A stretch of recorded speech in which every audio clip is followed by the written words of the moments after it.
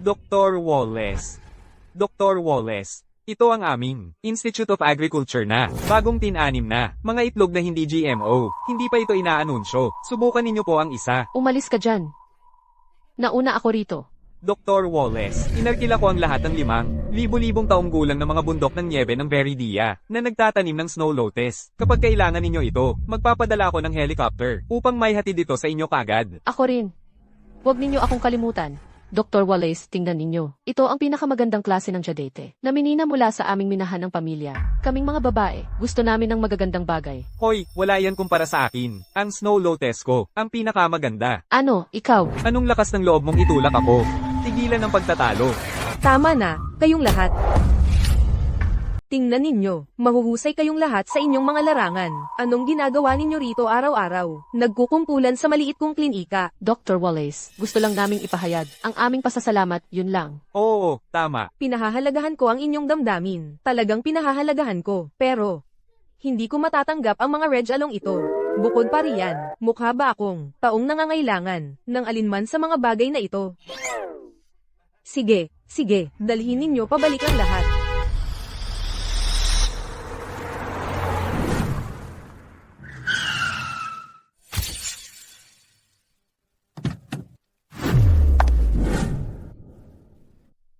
Mayor Domo, sigurado ka bang dito nakatira ang banal na manggagamot?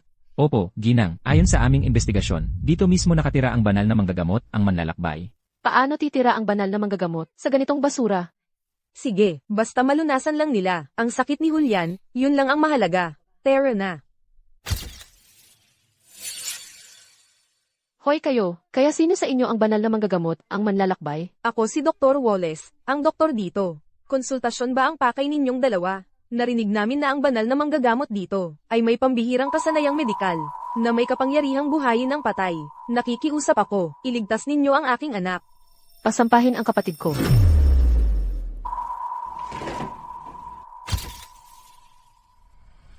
Siya yun. Tanya, gusto mo bang maging nobya ko? Pagbubutihan kita habang buhay. Sumagot ka ng... Julian, may gagawin ako ngayon. Kailangan kong mauna. Mag-ingat ka.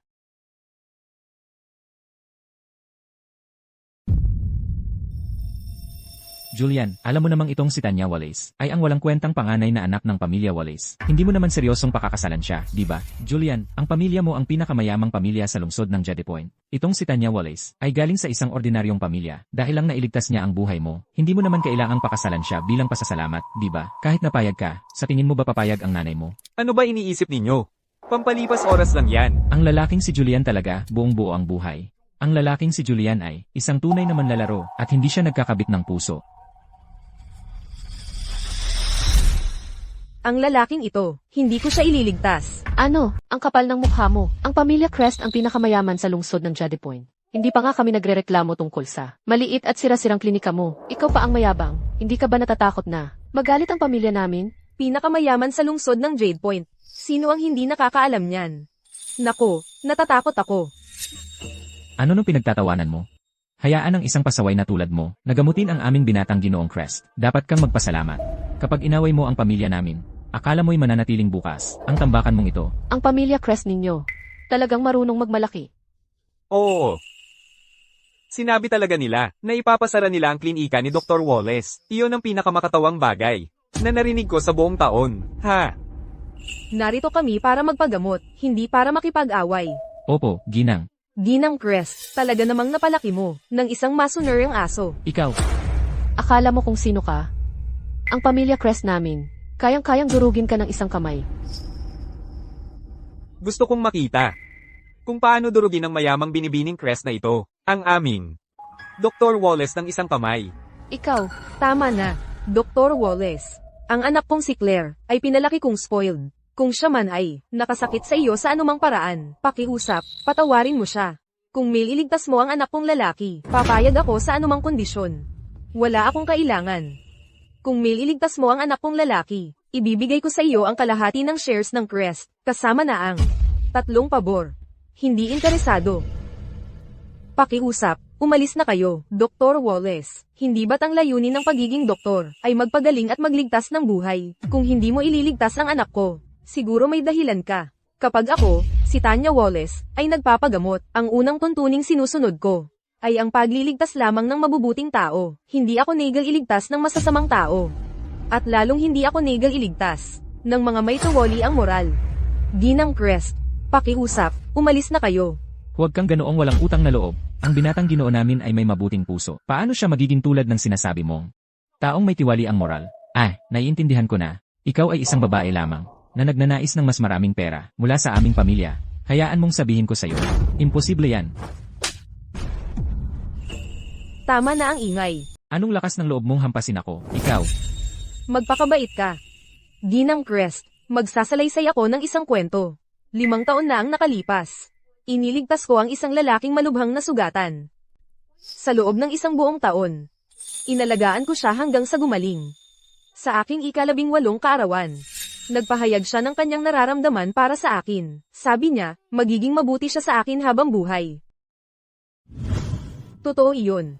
Para siyang sinag ng liwanag na tumatama sa aking madilim na buhay. Akala ko, magtatagal ang kaligayahang iyon. Pero sinampal ako ng tadhana. Ibinagsak ako muli sa kawalan. Yun pala, ang relasyong pinaghirapan kong itayo, ay libangan lang, ng ibang tao. Mula noon, inialay ko ang sarili sa pag-aaral ng medisina. Nanumpa ako ng isang matinding pangako. Tanging mga mabubuting tao lang ang ililigtas ko. Tungkol naman sa mga masasama, karma ang bahala sa kanila. Ang alam lang namin, ay sa loob lang ng 3 taon, nalutas ni Dr. Wallace ang 10 dakilang hamon sa medisina. Pero hindi namin alam na mayroon siyang masakit na nakaraan. Oo, buti nga sa walang hiyang iyon. Mabuti para sa kanya. Nagkaroon ng isang bagong bituin ng larangan ng medisina, si Dr. Wallace. Isang karangalan ito para sa Veridia. Dr. Wallace, ang walang puso na lalaking binanggit mo. Baka naman ang anak ko, si Julian Crest. Nahulaan na ng Ginang Crest. Dr. Wallace, hindi ko inakala na ang anak ko ay may magagawang ganoon. Ako, sa ngalan ng aking anak, humihingi ako ng paumanhin. Pero, siya lang ang anak ko, nakikiusap ako sa iyo. Iligtas mo siya, kahit na luluhod ako sa harap mo. Nanay, huwag kang maniwala sa kanyang salaysay. Huwag mong paniwalaan ang kanyang sinasabi. Napakabait ng kuya ko. Siguro dahil hindi mo siya kayang pagalingin. Sinisiraan mo lang siya. Wala ka bang hiya? Claire, tayo ang unang nagkasala kay Dr. Wallace. Dr. Wallace, nakikiusap ako sa iyo. Iligtas mo ang anak ko. Nanay, Sinabi ko na sa iyo. Hindi ko siya ililigtas. Siyempre hindi niya ililigtas yon. Dahil hindi naman talaga siya ang banal na manggagamot. Hindi siya ang manlalakbay. Sa pagkakaalam ko, ang banal na manggagamot ay nasa bakasyon sa ibang bansa. At siya, ay isang impostor lamang. Ano? Hindi siya ang banal na manggagamot. nanay, sabi ko sa'yo, manloloko ang babaeng ito, di ba? Ang pangalang ang manlalakbay. Parang pangalan ng isang matandang lalaki. Ang babaeng ito, mukhang 20 anyos pa lang. Talagang peke siya, at kinumpirma ni Director Lee mula sa Serenity Hospital na impostor siya. Ngayon, naniniwala ka na ba sa akin? Galing siya sa Serenity Hospital. Tama po, Ginang. Kahit si Director Lee mula sa Serenity Hospital ay kinumpirma na manloloko siya. Kaya hindi siya ang tunay. Nag-imbestiga lang ako. Siya ay wala kundi isang napahiya, walang kwentang panganay na anak ng pamilya Wallace. Sa kabilang banda, ang pangalawang anak ng pamilya Wallace ay may talento sa medisina. Sa edad na 21, pumasok siya sa Serenity Hospital bilang intern. Tama. Ang pangalawang anak ng pamilya Wallace, si Chloe Wallace, may impresyon ako sa kanya. Talagang may talento siya, tungkol naman kay Binibining Wallace. Narinig ko, hindi man lang siya nakapagtapos ng kolehiyo. Ngayon, napunta sa mga squatter. Nagpapanggap na doktor. Isang college dropout. Ang mangahas na humawak sa kapatid ko. Isang social climber lang siya, na nawalan na ng ulirat. Dr. Wallace, wala akong galit sa iyo. Bakit mo ako nilinlang? Nagsinungaling ka pa, na ikaw ang banal na manggagamot. Pinatuhod mo ako. Naantala mo ang paggamot sa anak ko. Ang responsibilidad na ito, paano mo ito kayang pasanin? Kaya pala tumanggi si Dr. Wallace na tumulong. Ang pamilyang tulad ninyo, ay hindi karapat-dapat. Eksakto. Nang kailangan ninyo si Dr. Wallace. Nagmamakaawa kayo sa tuhod. Ngayong hindi na. Agad-agad kayong tumalikod. Ang magligtas ng taong tulad ninyo ay parang magligtas ng isang ahas na kumagat sa kamay na nagpakain sa kanya. Kayong, ang kapal ninyo. Nakikita mo. Ginang Crest, kagaya ka ng anak mo. Pareho kayong mapagkunwari at nakakasuklem. Kung ako man ang banal na manggagamot ngayon, o hindi, ang mga tao mo, hindi ko ililigtas. Umalis na kayo. Nahayag ka na. Nagloloko ka pa rin. Gusto mong mamatay. Ang banal na manggagamot, ang manlalakbay, ay may kahangahangang kasanayang medikal. Kaya niyang buhayin ng patay. Ikaw ay isang pasaway na bata lamang, na malamang hindi mo pa nga nakikilala ang lahat ng halamang gamot. Doktor, pakiusap, iligtas mo ang anak ko. Doktor, pakiusap, nakikiusap ako sa iyo. Nanghihina na ang anak ko. Pakiusap, iligtas mo siya. Pakiusap, huwag gawin iyan. Tumayo ka. Hayaan mong suriin ko ang kalagayan ng bata. Bilisin mo.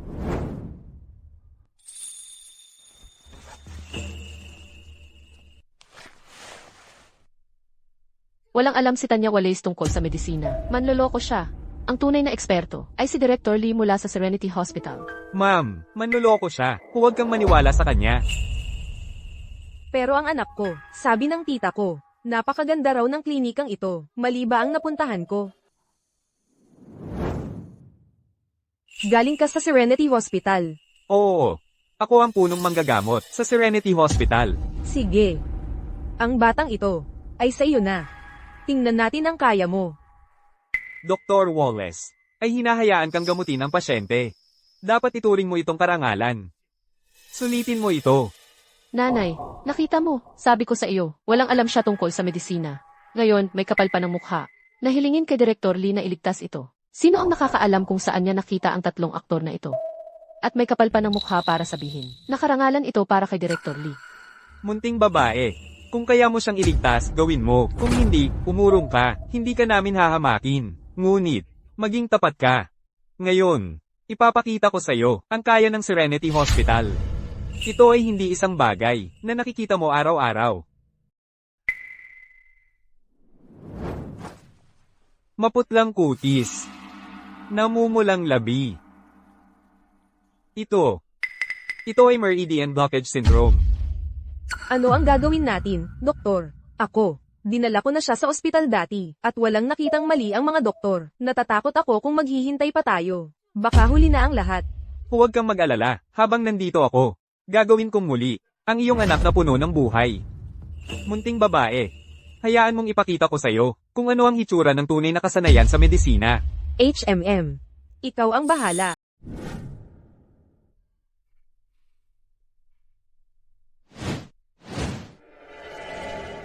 May kasanayan siya, tama. Pero puro salita lang siya. Na-diagnose niya ang bata ng meridian blockage syndrome. Pero hindi niya nakikita na ang maling paggamit ng doktor sa gamot. Ang sanhi ng pagkalason ng bata, ang detoxification ang dapat na unang prioridad. Ang kanyang teknik ng pagkarayom ay napakagaspang. At may kapal pa ng mukha na gamitin ang pangalan ng Serenity Hospital. Nakakahiya siya saan man. Oh, siya, natatakot sa superior na kasanayan ng ating Director Lee. Tama, manloloko ang manloloko. Mabuti pang mag-aral ka ng ilang trick habang may oras ka pa. Para nang sa gayon kapag nahayag ka na, hindi ka masyadong mapapahiya. Gaya ng inaasahan mula sa sariling Director Lee ng Serenity Hospital, sa napakatumpak na paraan ng pagkarayo. Tiyak na ililigtas niya ang bata, ng ligtas at walang pinsala. Dr. Wallace, may nakikita ka bang problema? Para sa Shanjong at Shenmen points, mali ang pagkakasunod-sunod ng pagkarayom. Sa isang batang ganito kabata, ginagamit niya ang lakas para direktang tusukin ang Rensong point. Sa pagtatangkang sapilitang ibalik ang malay, kung magkamali siya kahit kaunti, ang batang ito ay maaaring mamatay sa lugar. Naiinggit ka lang na mas magaling ang kasanayan ni Director Lee. Kaysa sayo, tignan natin pagkatapos iligtas ni Director Lee, ang bata, kung paano ka pa rin makakapagsalita ng matapang.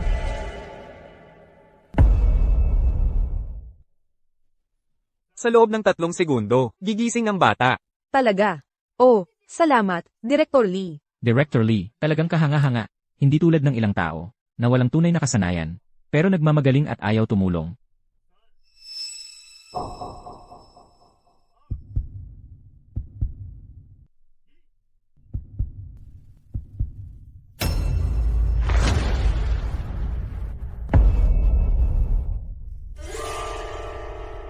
Bobby, ano ang nangyayari? Tinatakot mo ako.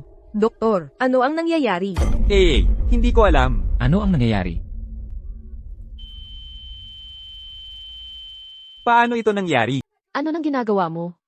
Pinahihirapan mo ba ang batang Kung sinabi ni Dr. Wallace na may paraan siya, naniniwala akong alam niya ang ginagawa niya. Manood ka na lang at tumahimik. ito? Pero, Mukhang kapanipaniwala ang babaeng ito na si Tanya Wallace. Totoo kaya siya? Malubha na ang sakit ng batang ito. Kung magagawa niya ito, kahit hindi siya ang banal na manggagamot o ang sojourner, naniniwala akong may iligtas niya ang aking Julian.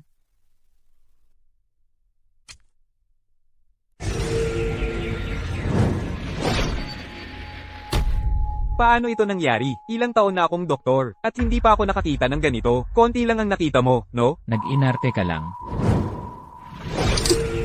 Ginamit ang pagpapagaling ng enerhiya para ilutang ang karayom na ginto, at itusok mismo sa acupoint. Nagulat pati si Director Lee. Maaaring tunay nga, ang babaeng ito na si Tanya Wallace. dito namamatay ang bata at nagpapakita siya ng mga trick. Tumahimik.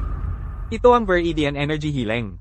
Kapag idinirekta mo ang mahalagang enerhiya sa isang bagay, maaari mo itong palutangin. Kakaunti lang ang nakakabisado nito, at mas kakaunti pa, lalo na ang gamitin ito para magsagawa ng akupunktura.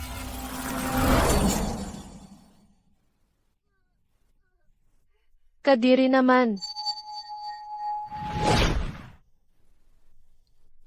Tapos na.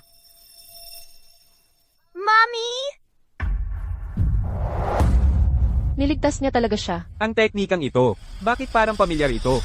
Vice Presidente Dawson, anong paraan ng pagkarayom yon? Sa 7 karayom lang, napagaling niya ang komplikadong kondisyong ito? Ito ang itinuro sa akin ng aming presidente, ang 7-star acupuncture. Pero ang alam ko lang ay ang mga batayan, ang tunay na 7-star acupuncture, ay nangangailangan ng paggamit ng pagpapagaling ng enerhiya, kasabay ng akupunktura. Doon talaga kumikilos ang kapangyarihan ng pagpapagaling. 7-star acupuncture. Ito ang 7-star acupuncture. Ikaw ba ang aming presidente? Siya ang presidente ng Serenity Hospital. Sa buong mundo, ang tanging makakagamit ng itim na uod at ng 7-star acupuncture ay ang ating presidente. Presidente, kanina pa kita hinahanap. Presidente. Siya pala, ang presidente. Kung hindi sinabi ni Director Lee, hindi ako maniniwala. Napakabata pa ni Dr. Wallace. Pero presidente na siya ng Serenity Hospital. Nanay? Siya ang presidente ng Serenity Hospital. Kaya maliligtas si Julian. Tapos na. Salamat, Dr. Wallace. Salamat, walang anuman. Huwag mo nang banggitin. Hindi pa ganap na gumaling. Ang mga sugat ng bata, ito ang gamot. 1 beses 1 araw. Ganap na gagaling siya sa loob ng 7 araw. Salamat, Doktor. Presidente, hindi ko inakala na napakabata mo pala. Bulag ako sa iyong kadakilaan. Bakit ang ingay-ingay mo? Dahil marami kang oras, papahanap kita ng tunay na trabaho kay Vice Presidente Dawson. Para tumigil ka na sa pagpapahiya sa pangalan ng Serenity Hospital at sa pagpapahiya sa akin sa labas. Sa dami ng oras mo, mas mabuti pang pagbutihin mo ang iyong kasanayang medikal. Presidente, mali ako. Patawarin mo ako. Presidente Wallace. Pakiusap, kalimutan na natin ang ating mga hindi pagkakaunawaan, at iligtas mo ang aking anak. Ginang Crest. Sa tingin mo ba ay isa akong ganap na tanga? Bakit ko pa siya ililigtas? Eksakto. Ang isang lalaking tulad ng anak mo ay hindi karapat-dapat iligtas. Sa ngayon, umalis ka sa aking klinika. Ikaw, bilang isang doktor, paano ka makakatanggi na magligtas ng buhay? Gaano ka ba kababaw ang puso? Pinapanood ang isang pasyenteng naghihirap at walang ginagawa. Hindi ka ba natatakot sa karma? Tama. Malinaw na kaya mong iligtas ang aming binata, pero nanonood ka lang habang siya'y namamatay. Bilang isang doktor ng Serenity Hospital, hindi ka ba natatakot na kung kumalat ito, masisira ang reputasyon ng ospital? Hindi ako nagpaprakti dito. Sa ilalim ng pangalan ng Serenity Hospital, ako ay sarili ko. Ang Serenity Hospital ay hiwalay na entidad. Kung sinusubukan mong pagbuntunan ako ng sisi, siguraduhin mo munang tama ang kwento mo. Mag-ingat ka sa pagsasalita. Ganyan ba ang paghingi ng pabor? Presidente Wallace, ako ang may kasalanan sa lahat. Pero si Julian ay ang tanging anak ko. Nakikiusap ako, iligtas mo siya. Ang isang lalaking nagtaksil sa tunay na pagmamahal. Bakit ko siya ililigtas? Narinig ko, Ginang Crest, na napaka-obsessed mo sa estado sa lipunan. Upang maging karapat-dapat sa kanya. Ako, isang 18 taong gulang na babae, ay nag-aral ng mabuti sa mga aklat ng medisina araw at gabi, lahat para makapagpagaling ng iba't ibang elite sa negosyo. Para makabuo ng aking network, lahat para matanggal ang diskriminasyon sa klase ng inyong pamilyang Crest. Pero sa huli, na mula pa sa simula, ako lang pala ang tunay na nagsumikap para sa relasyong ito. Kaya ganoon pala ang klase ng tao, ang binata ng inyong pamilyang Crest. Ang lakas ng loob niyang apihin ang ating presidente. Hindi ko ito palalampasin. Presidente, sinusuportahan kita. Huwag mo siyang iligtas. Tama, magligtas ng ganoong klaseng tao, para lang balikan tayo at kagatin. Ang isang nagtaksil sa tunay na pagmamahal. Kahit nalunukin niya ang 10,000 karayom, ay hindi dapat patawarin. Tama, sinusuportahan namin si Dr. Wallace. Umalis ka dyan, lumayas ka, layo ka sa paningin ko. Dr. Wallace, hindi mo pwedeng iwanan ng ganun lang ang isang naghihingalong tao. Alam mo ba kung bakit naging ganito? Si Julian ngayon, ang nangyari sa kanya, ay wala akong kinalaman doon. Kahit na meron man. Sarili niya ang may kasalanan, Dr. Wallace. Nang nawala ka lang sa kanya, doon niya nalaman, na mahal na pala kita. Araw-araw, hinanap ka niya sa buong mundo, pinagpag-yearan niya ng husto. Kaya nga nakarete siya ngayon. Hayaan mong sabihin ko. Nakikiusap ka lang kay Dr. Wallace na iligtas ang anak mo, kaya ginawa mo. Ang malungkot na kwentong ito, di ba? Totoo man o hindi. Hayaan mo si Julian ang magsabi sa iyo. Sige, ililigtas ko siya. Talaga, pero may dalawa akong kondisyon. Sige, sabihin mo. Una, ang pamilya ninyong Crest ay dapat magbigay sa akin ng 10% ng inyong taunang dibidendo upang magtayo ng isang espesyal na pondo para sa gawaing kawang-gawa. Sige. Hello, maglabas ng pahayag. Ang Crest Group ay maglalaan ng 10% ng taunang dibidendo nito sa isang pondo ng kawang-gawa na nakalaan para sa pagtulong sa mga kapos-palad na mga bata. Ngayon, ang Crest Group, ang pinakamayaman sa lungsod ng Jade Point, ay inaasahang gagastos ng $1 bilyong taon-taon upang magtatag ng espesyal na pondo ng kawang-gawa na nakalaan para sa pagtulong sa mga kapos-palad na mga bata. Unang kondisyon, tapos na. Ano ang pangalawa? Ang pangalawang kondisyon ko, gusto kong hanapin ninyo para sa akin ng isang halamang gamot. Sige, magpapadala ako ng tao para hanapin yan. Libu-libong taong gulang na ginseng. Kahit daang taong gulang na ginseng, bihira lang sa merkado. Tapos hihingi ka pa ng libu-libong taon? Kitang-kita ko, ayaw mo lang talagang iligtas si Julian. Ang tagal mo namang naisip yan. Ililigtas si Julian. Hindi, anong inabot mo ng ganun katagal? Masamang babae ka. Nanay, saan pa ba natin hahanapin ng libu-libong taong gulang na ginseng para sa kanya? Nahihirapan kayo dito? Kung hindi ninyo mahahanap ang libu-libong taong gulang na ginseng na ito, ibig sabihin lang wala kayong kakayahan. Hindi naman sa wala nito sa merkado. Ha? At kayo pa ang nag-aangking pinakamayamang pamilya sa lungsod ng Jade Point? Mag-impake na kayo at umalis. Kung ganun. Kung hindi ninyo siya ililigtas, umalis na kayo. Sandali.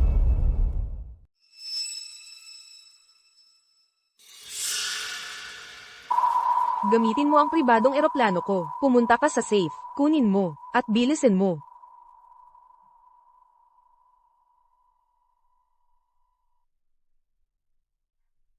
Nanay, nakuha ko na ang libu-libong taong gulang na ginseng. Ngayon, ililigtas mo na ba ang kapatid ko? Oo.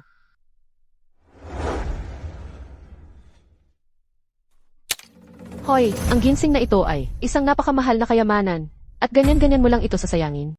Binibining Crest, kung ganoon ka ka-attached sa iyong mahal na libu-libong taong gulang na ginseng, baka dapat kunin mo na lang ulit. Claire, nasa panganib ang buhay ng kapatid mong si Julian.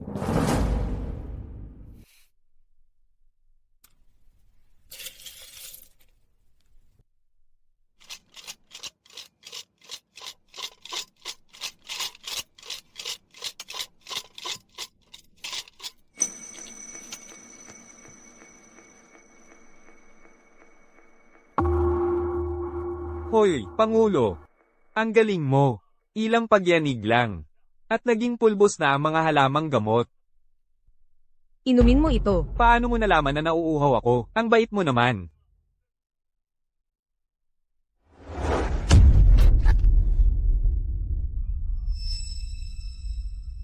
Pangulo! Tapos na. Hoy, sandali. Ano ba? Pinapakain mo ba si Julian ng tableta na may laway mo? Kadiri. Sa tradisyonal na medisina, Ang laway na ito ay itinuturing na isang mahalagang likido ng katawan, o kaya'y gininto ang likido at nepektar ng jade, ginang crest. Ang lalaking ito, kaya, ililigtas mo ba siya o hindi, iligtas mo na lang siya. Ang problema lang, talagang, wala na bang ibang paraan? Ito lang ang paraan.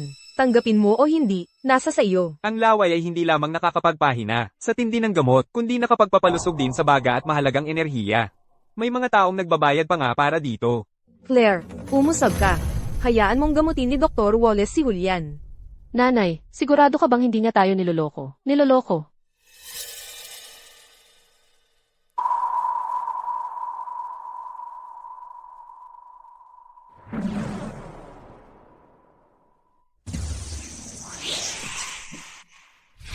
Anak, Julian. Ano nang nangyari? Dr. Wallace, bakit umuubo ng dugo ang anak ko? Ang ginawa ko lang ay pinaubo ko siya, para mailabas ang naiipong dugo. Ginawa namin. Eksakto ang sinabi mo. Nasa mga kamay mo ang buhay ng kapatid ko. Kung may mangyari sa kanya, kung hindi siya makalampas dito, ikaw ang pananagutan ko.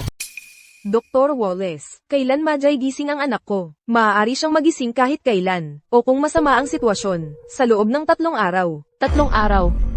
Ganoon katagal? Kaya kung hindi magigising ang kapatid ko, magbabalot bahay ka na lang at tatakbo.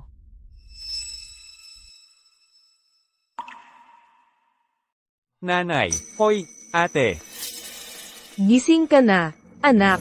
Julian, gising ka na. Natakot ng husto kami ni nanay. Ayos lang ako, talaga. Oh, di ba? Okay ako. Nasaan ako? Naalala ko nasa. Isang flight papuntang Meridia ako. Paano ako napunta rito? Sobra ang pagod mo. Sumuko ang katawan mo. Iniligtas ka ni Dr. Wallace. Dr. Wallace. Gising ka na.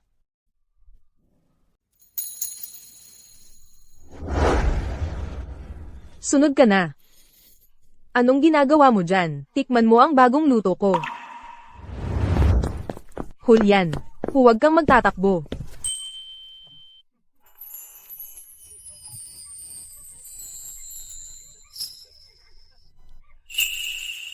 Tanya. Tanya.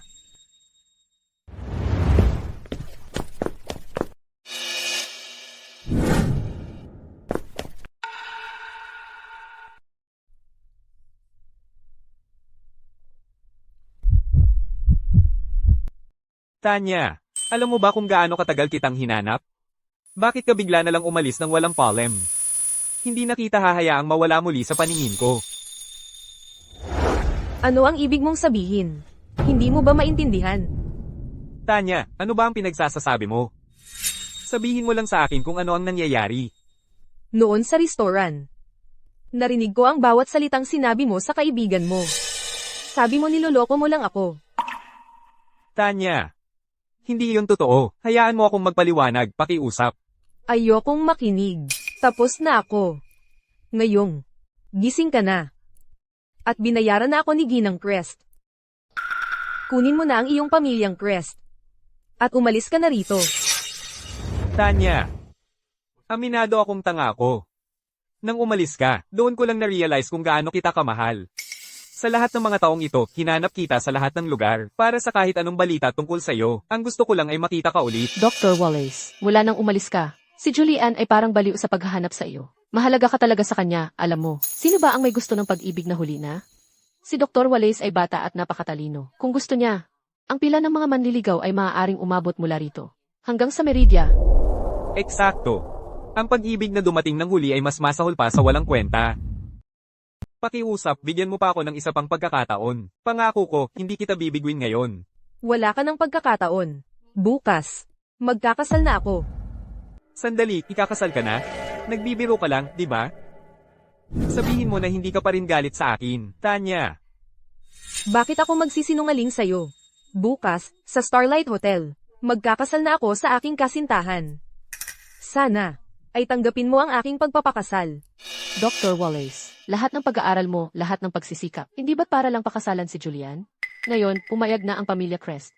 Maaari mo na siyang makuha ulit. Noon pa yun, ang Tanya noong siya'y 19. Nang malaman ko na ang meron tayo noon ay pawang kasinungalingan, Wala nang tayo.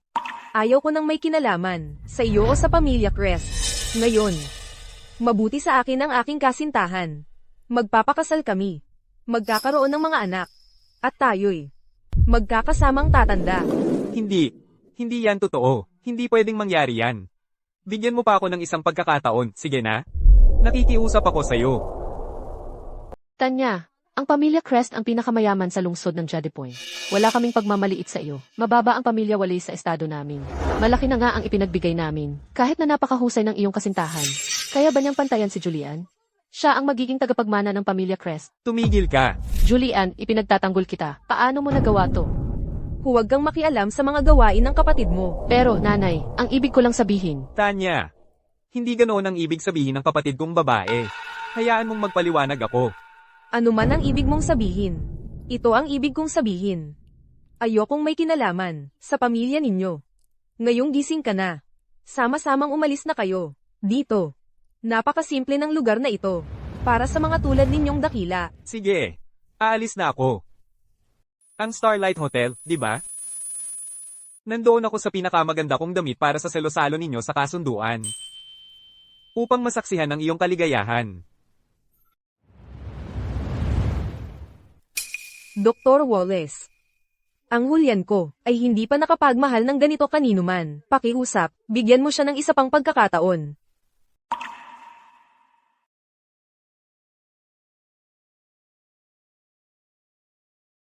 Dr. Wallace, ayos ka lang ba? Okay lang ako.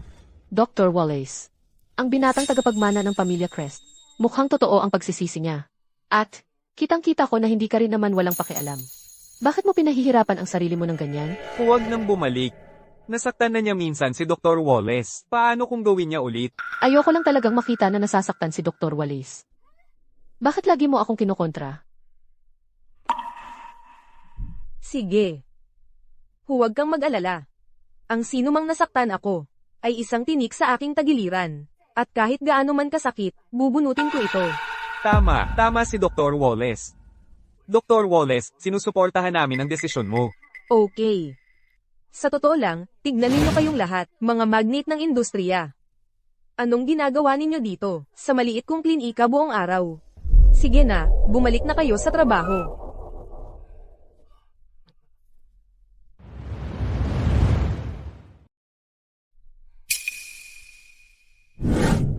Bakit nandito ka pa rin? Presidente, narinig kong ikakasal ka na bukas. Ako, pwede ba akong dumalo? Sige, pero bukas. Kailangan magdamit ka ng simple. Ayokong malaman ng mga ibang tao ang tunay kong pagkatao. Oo, syempre. Huwag kang mag-alala. Aalis na ako. Aba.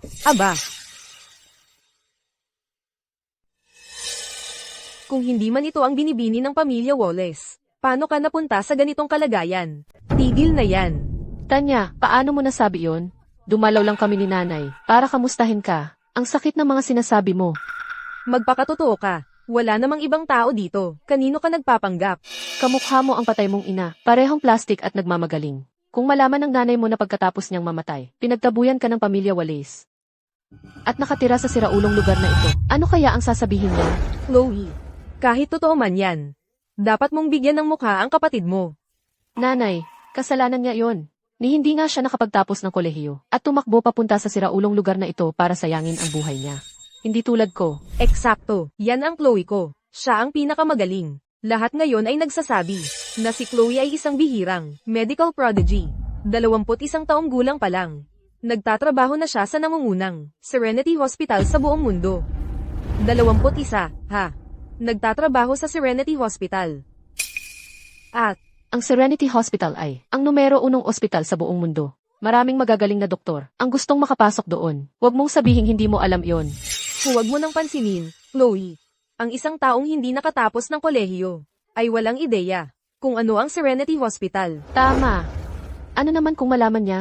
Ang katulad niya ay hindi makakakuha ng trabaho kahit maglinis ng kubeta sa Serenity. Ayaw nila sa kanya. Pagod na pagod ako ngayon. Wala akong oras para makinig sa iyong pag-ungol.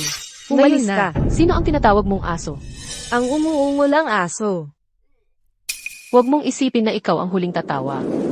Desidido na si tatay na gawin akong tagapagmana ng pamilya Wallace. Ang Wallace Medical Clinic na pinaghirapan ng iyong ina na itayo ay akin na ngayon. Ano, hindi mo ba alam? Pinili na ng iyong tatay si Chloe bilang ating tagapagmana. Ang Wallace Medical Clinic na itinayo ng aking ina kasama niya mula sa wala. Ang isa ay kabit, ang isa pa ay ang kanyang anak sa labas. Ano ang nagbibigay sa iyo ng karapatan na magmana ng ari-arian ng aking ina? Tanya. At kaninong kasalanan iyan? Siguro dapat sisihin mo ang iyong ina sa pagiging maagang namatay. At sisihin ang iyong sarili sa pagiging kahabag-habag. Kaya kakayahan pala ang lahat. Sige nga, gusto kong makita kung ano ang ating maliit na 21 taong gulang na prodigyo sa medisina. Ang talagang kaya. Oh, ang cute-cute naman. Sinuntok mo talaga ako. Sige, gusto kong makita kung gaano talaga kagaling ang ating 21 taong gulang na henyong babae. Talaga. Sinta, ano ng lakas ng loob mong hampasin ako? Ikaw na munting Sinta. Anong lakas ng loob mong saktan ang aking Chloe? Hoy, Sinta, ano ng lakas ng loob mong saktan kami pareho ng nanay ko? Gugulpiin kita ngayon. Chloe, ayos ka lang ba? Tama na yan, wala akong oras para dito. Arg, umalis ka, ngayon din. Tanya Wallace. Hindi mo naman talaga iniisip na gusto ka ni Chase, di ba? Hayaan mong sabihin ko sa'yo. Ako ang gusto niya. Hindi ka niya pakakasalan. Oh, talaga. Sabihin mo sa kanya na sabihin niyon sa harap ko. Galit na galit ako. Sa salo-salo sa kasunduan bukas, magbabayad ka. Pasok. Vice Presidente Dawson. May nakasalubong ako ngayon. Sino? Ang Pangulo natin. Seryoso? Ang Pangulo natin. Siya ba ang panganay na anak na babae ng pamilya Wallace? Yee, isang swerte talaga ang napulot mo. Bukas ang salo-salo sa kanyang kasunduan. Inimbitan niya ako. Ano? Inimbita niya siya. Pero ako hindi. Saan? Sa Starlight Hotel. Mabuti, gets ko na. Umalis ka na. Ha? May nakalimutan ba akong sabihin? Kalimutan mo na. Kung siya ay inimbita, may karapatan akong pumunta roon.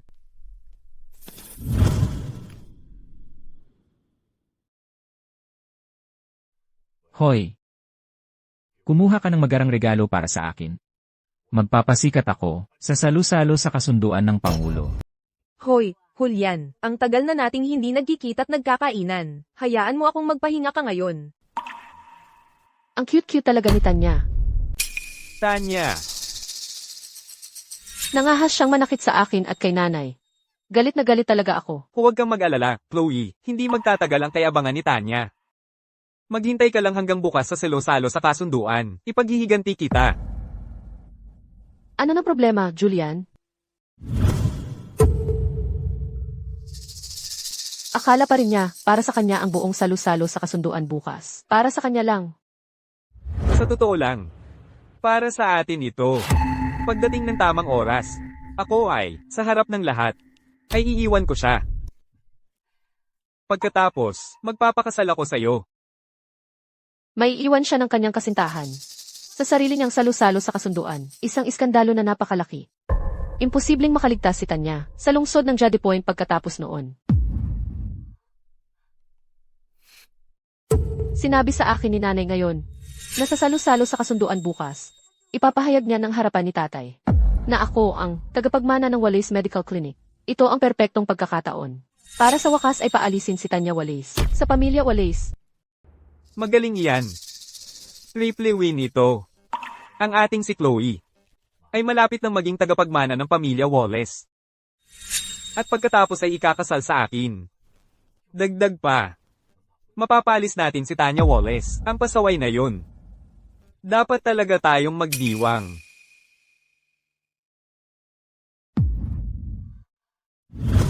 Nakuha mo ba lahat iyon sa tape? Oo. Julian, Mahal, sa tingin ko ito ang ating pagkakataon. Sang-ayon ako. Ang kasunduan ni Tanya bukas ay tiyak na magiging kabiguan. Julian, kaya guluhin mo ang kasal bukas.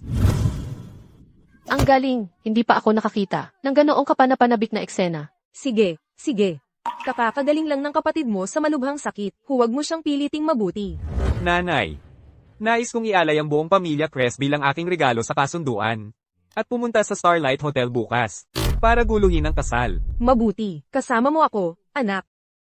Tagapangulo, may balita na ako. Si Vice Presidente Dawson mula sa Serenity Hospital ay naghahanda ng magagarang regalo magdamag.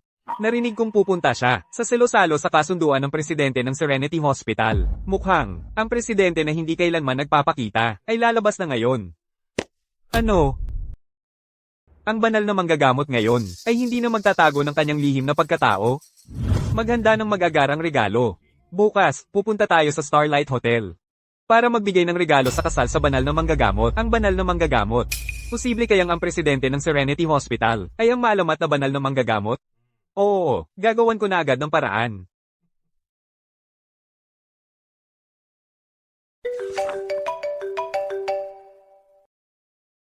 Hello, Ginang Thorne. Pinabantayan mo ako kay Ginoong Gordon mula sa Global Properties. May bagong galaw siya. Magpatuloy ka. Pinapaghanda ni Ginoong Gordon ang kanyang assistant ng magagarang regalo magdamag. Mukhang balak niyang pumunta sa Starlight Hotel bukas para magbigay ng regalo sa kasal sa salu-salo sa kasunduan ng banal na manggagamot. Ano?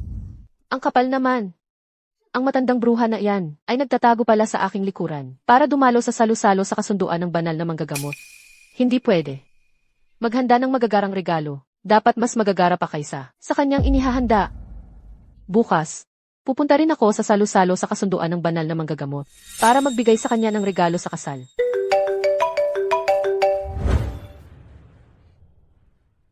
Ang bilis kumalat ng balita.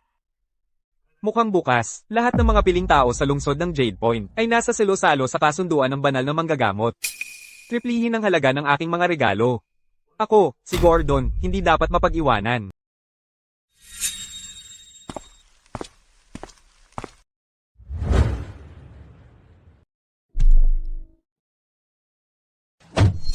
Tara na.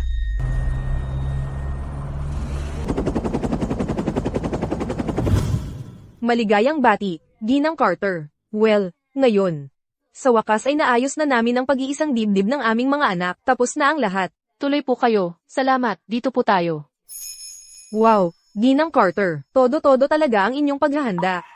Kapag napangasawa na ni Tanya ang pamilya ninyo, napakaswerte niya. Naku, sobra naman ang papuri ninyo. Wala yan, talagang wala. Kapag naging parte na siya ng pamilya namin, pamilya na rin siya. Hindi namin pahihirapan. Aking magiging manugang na babae. Ang galing. Para sa isang babaeng hindi minamahal tulad niya, sapat na sana ang simpleng handog. Hindi ko lang maintindihan kung bakit si Chase ay nagpumilit na maghanda ng napakalaking dote. Tanya, na magkakaroon ka ng napakagandang biyenan sa hinaharap, talagang pinagpala ka. Hoy, teka, pero hindi ko nakikita ang dote ni Tanya kahit saan. Ito mismo ang aking dote. Iyon ang dote. Nandito ba si Tanya para magpatawa? Huwag mong sabihin na hindi man lang siya binigyan ng dote ng pamilya Wallace. Hindi na kailangang maghula. Ito mismo, ang aking dote. Tanya, napakagandang dote ang inihanda ng pamilya namin. At itong basag na bote ng porselana ang dala mong dote. Oo, walang halaga ang bote. Pero ang elixir sa loob ay nagkakahalaga ng daan-daang milyong dolyar. Sa tingin mo ba, nahamak ang aking dote? Kaya, narinig ko na si Tanya ay hindi man lang nakapagtapos ng kolehiyo. Paano niya magkakaroon ng elixir na ganoon kamahal? Sadyang sinungaling siya. Kaya naman pala hindi siya gusto ng pamilya Wallace. Eksakto. Tingnan mo ang mga bisita, lahat kaibigan ng pamilya Wallace. Pero ang mga kaibigan ni Tanya, wala ni isang dumating. Iyan ang patunay na napakasama niyang tao. Tanya, haha. Wow, ang ganda-ganda niya. Napaka-elegante. Iyon ay galing sa Serenity Hospital, si Director Lee. Imposible. Sinabi ng Pangulo na huwag itong ipagmalaki. Ako si Director Lee. At sino naman kaya yon? Ako iyon. Nandito lang ako para sa selo-salo sa kasunduan ni Tanya. Tuloy po kayo.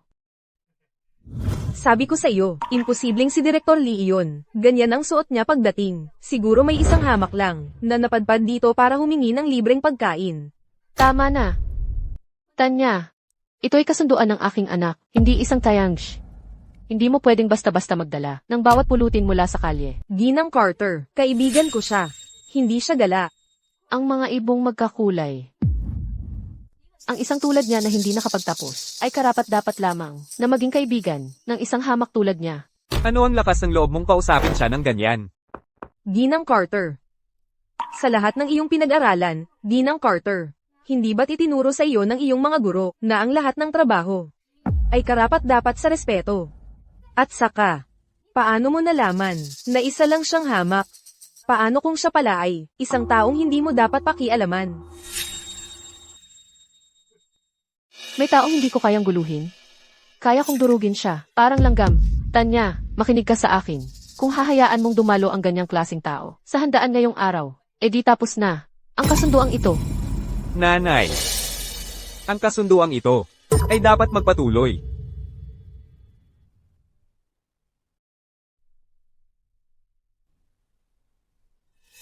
Anak, hindi pa nga kayo ikakasal. Bakit panig ka na agad sa kanya? Ang pamilya natin ang naghanda ng lahat ng dote ngayon. Nag-imbita ng napakaraming kamag-anak at kaibigan. Tapos ang daladala niya ay isang basag na bote ng porselana. At ipinapasa niya ito bilang kanyang dote. Nagdala pa siya ng isang probinsyano sa handaan. Hindi ba niya lang tayo gustong pahiyain? Nanay, huwag kang mag-alala. Ang mapapahiya ay maaaring hindi ang inaakala mo.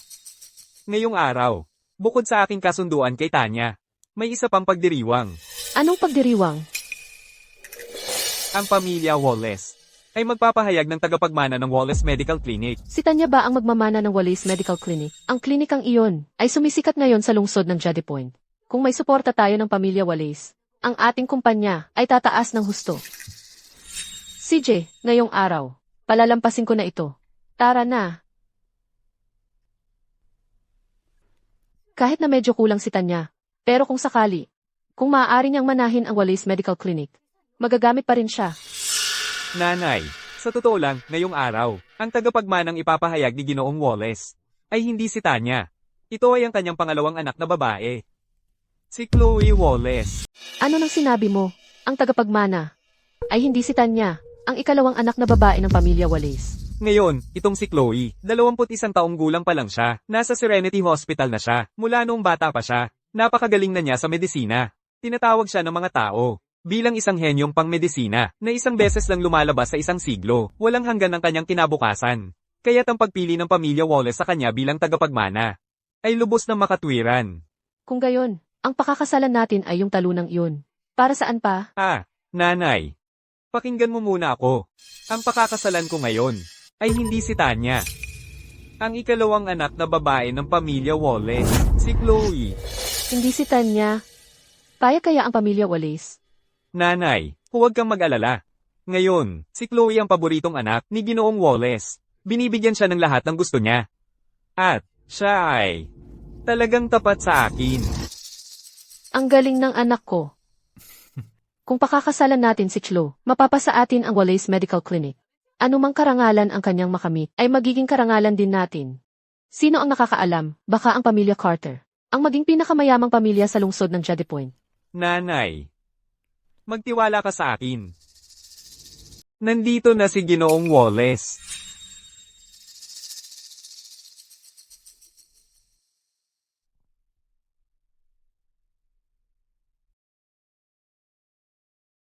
Sina Ginoong at Ginang Wallace, nandito na rin kayo. Ginoong Wallace, Ginang Wallace. Chloe. Mabuti. Naipit kami sa daan, kaya medyo nahuli kami. Ngayon, nasaan si Tanya? Nasaan siya? Sa nakikita kong kayo-kayo lang. Magkakaisa at magkakamahalan. Ayoko sanang makialam. Anak ka na. Bastos na babae, ano ba ang pinagsasabi mo? Tanya, paano mo nasabi yan? Kahit na wala kang talento sa medisina. At hindi ka naman nakapagkolehiyo. Pero kung gusto mo, ang pamilya Wallace ay kayang buhayin ka habang buhay. Tingnan mo kung gaano ka mabait si Chloe, tapos ikumpara mo sa sarili mo.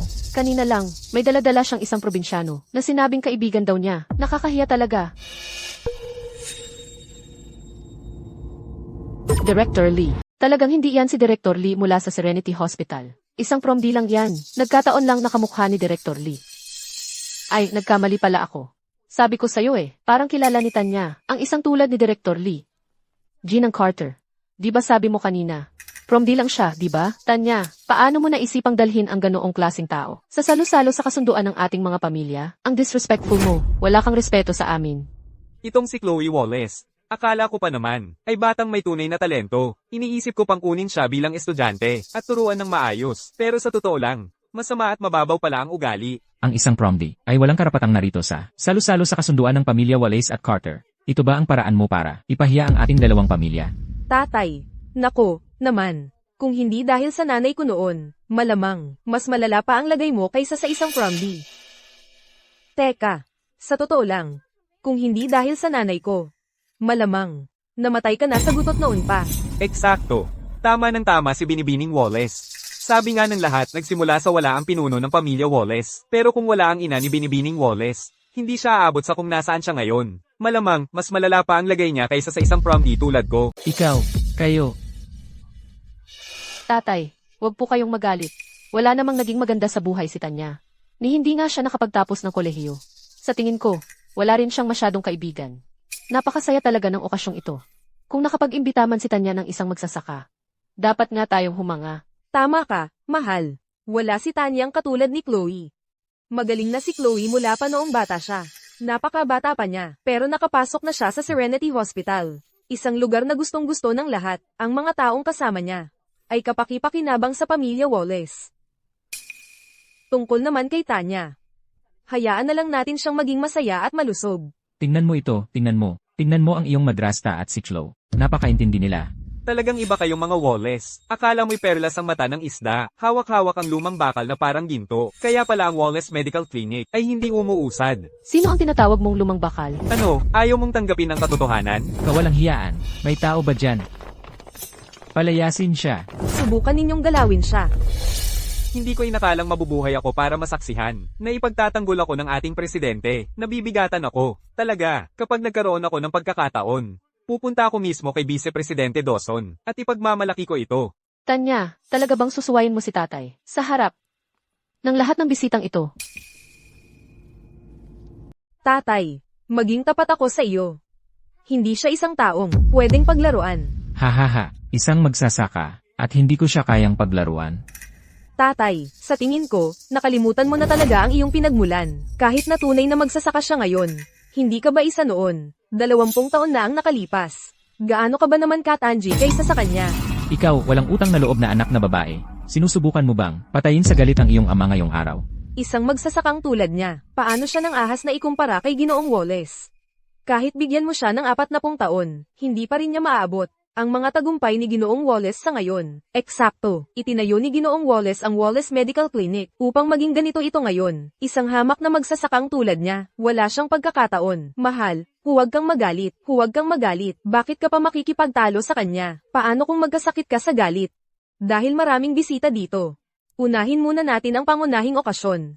Oh, Muntik na akong mabaliw ng walang utang na loob na anak na ito. Umalis ka na.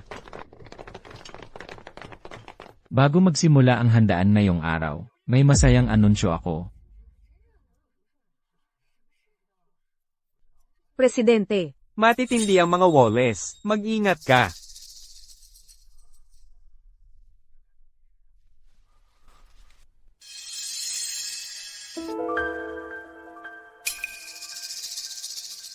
HMPH.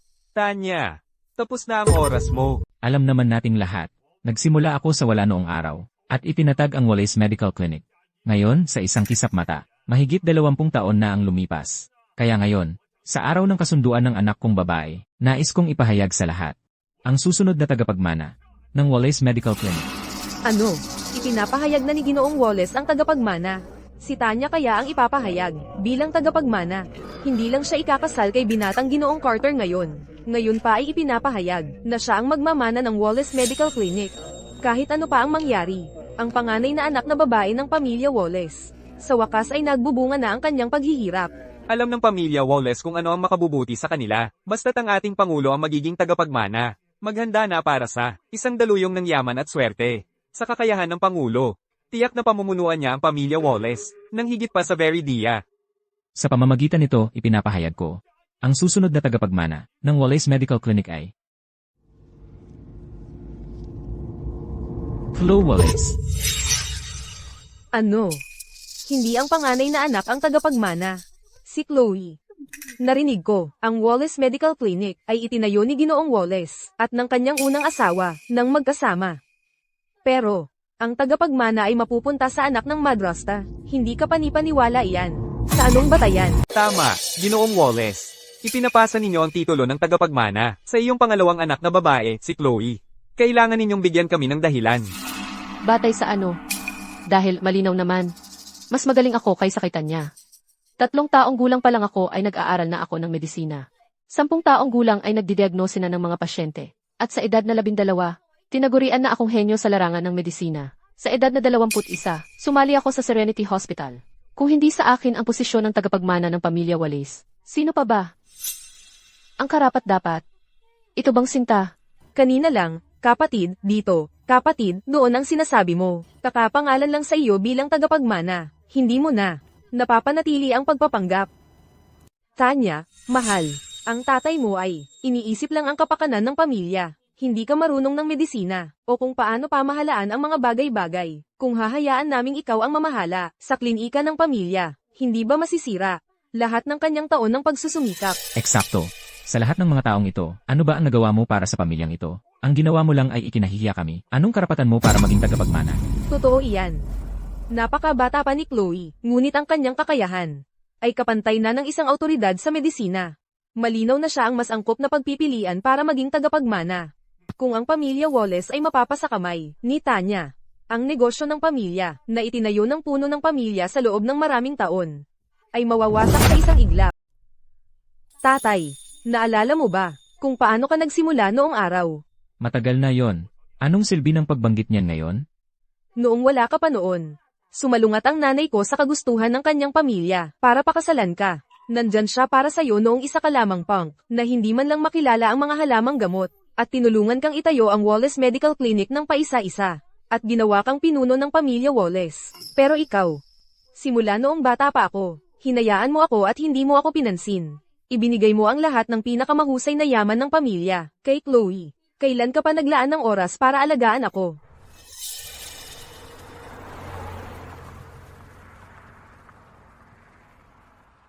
Gaano pa katagal? Huwag kang mag-alala, Julian. May 15 minuto pa. Matapos pumanaw ang nanay ko, inilipat mo ang kabit at ang kanyang anak na babae, direkta sa ating tahanan. Hinayaan mong apihin nila ako, at ngayon, gusto mong ang anak na babae ng kabit ang magmana ng negosyo ng pamilya ng nanay ko. Kawawang binibining Wallace, ang kanyang ama at ina, sama-samang itinayo ang negosyong ito, para lamang mapunta ito sa anak na babae ng kabit. Nasaan ang hustisya doon? Eksakto. Huwag ninyong pakinggan siya, lahat. Siya ay isang pagkabigo sa pamilya Wallace, na hindi alam ang kahit na ang pinakapayak na bagay tungkol sa medisina. Paano siya magmamana ng Wallace Medical Clinic? Paano kung ako ay marunong ng medisina? Impossible. Alam ng lahat, na isa ka lang talunan. Paano mo malalaman ang medisina? Tatay, hinahamon ko ang pagpili mo ng tagapagmana, hindi ko ito tatanggapin. Nananawagan ako ng paligsahan sa medisina laban kay Chloe. Gusto mong makipagpaligsahan sa akin. Huwag mo nang sayangin ang iyong hininga. Huwag ka nang mag-abala. Ano naman kung may alam ka sa medisina? Talunan. Ang talunan pa rin. Tama yan, Tanya. Kahit na may alam ka sa medisina, hindi ka pa rin aabot kay Chloe. Si Chloe ang laging matalino. Ikaw naman, dapat ay manatili ka na lang sa bahay at mamuhay ng magaan. Ang responsibilidad na pamahalaan ang negosyo ng pamilya ay dapat iwan sa taong talagang may kakayahan. Ano ba ang kaguluhang ito? Ang iyong kapatid na babae ay napakahusay. Iyan ang katotohanan kinikilala ng lahat. Ikaw ay puro problema lang buong araw. Ni hindi mo matapos ang kolehiyo. Ang ginagawa mo lang ay ikahiya ang pamilyang ito. At ngayon, gusto mong magmana ng negosyo ng pamilya. Seryoso ka bang? Susubukang patakbuhin ang negosyo ng pamilya na itinayo ko. Nang pabagsak, yan ba ang plano mo? Tatay, hinihiling ko lang ng patas na paligsahan kay Chloe. Masyado bang mahiling yun? Kung hindi ka sumang-ayon ngayon, ibig sabihin, pinapabayaan mong ang anak ng ibang babae ang mamahala, dahil lang sa pagkiling. Anong ibang babae? Tanya, mag-ingat ka sa iyong sinasabi. Ako ang legal na asawa ng iyong ama. Gusto mo bang mapatay ako? Yan ba ang gusto mo? Ha? Tatay, ikaw na lang ang pamilya ko, dito sa mundo. Nais kong mabuhay ka ng mahaba at malusog. Pero, hindi ako humihiling ng paligsahang ito ng walang pusta. Kung matatalo ako, handang-handa akong isuko ang aking karapatan na magmana ng Wallace Medical Clinic. Ikaw ang nagsabi niyan. Huwag kang magpakabigote. Kasunduan. Sasagutin kita. Pero ito ang kondisyon. Kung matatalo ka, mapapalayas ka sa pamilya. Mula noon, wala ka ng kinalaman sa mga walis. May lakas ka ba ng loob?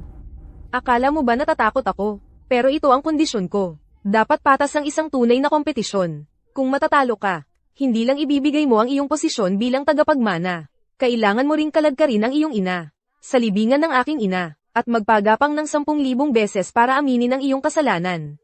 May lakas ka ba ng loob para dyan? Subukan mo. Hindi ako naniniwala dyan. May alam ka ba talaga sa medisina? Anak, pumayag ka na. Kung hindi ka papayag sa mga kondisyon ni Tanya, paano kung kumalat ang mga chismis na makakasira sa pamilya Wallace? Ano ngayon? CJ, payag ako sa kompetisyong ito. Gamitin mo ang iyong kasanayang medikal para makipagkumpetensya para sa tagapagmana ng pamilya Wallace. Nanay, nakikita mo, ito ang lalaking pinagtalunan mo ng lahat para sundan.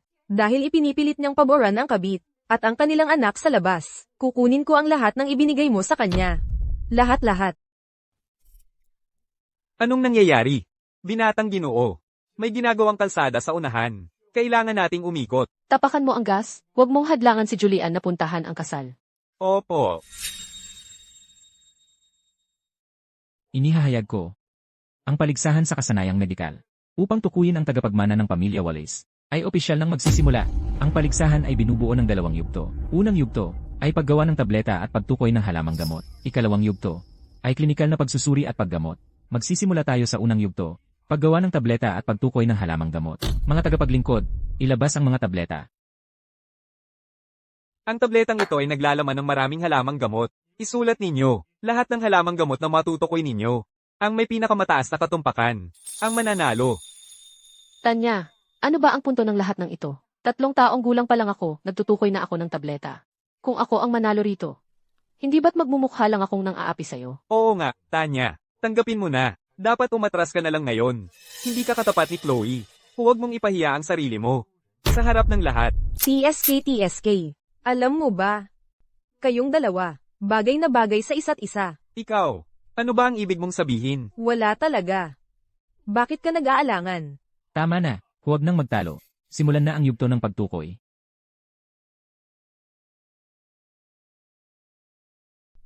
Ang tabletang ito.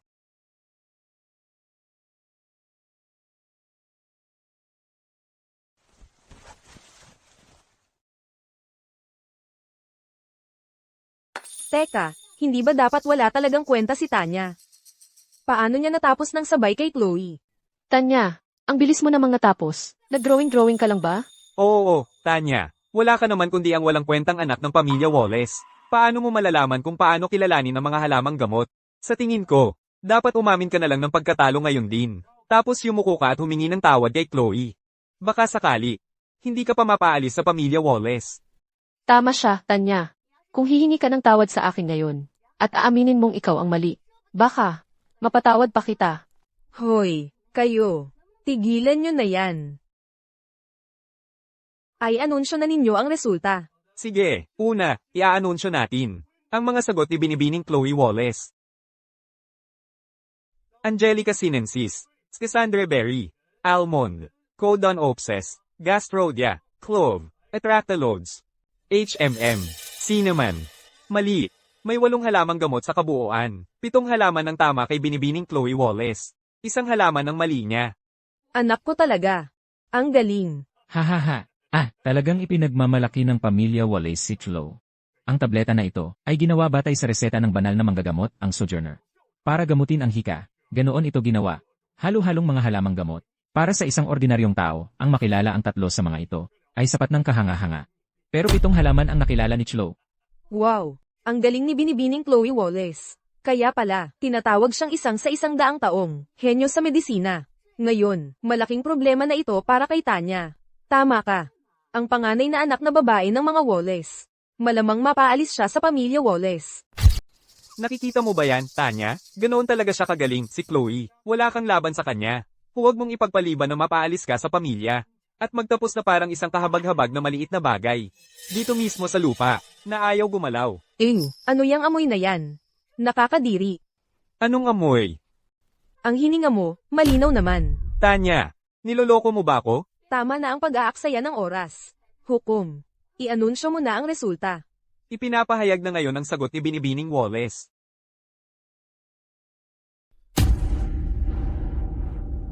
Tanya, baka naman ang sagot mo ay napakakatawa. Kaya nagulat ang hukom. Alam ko na, nagkukunwari lang siya. Kung makikilala niya ang 3 halamang gamot.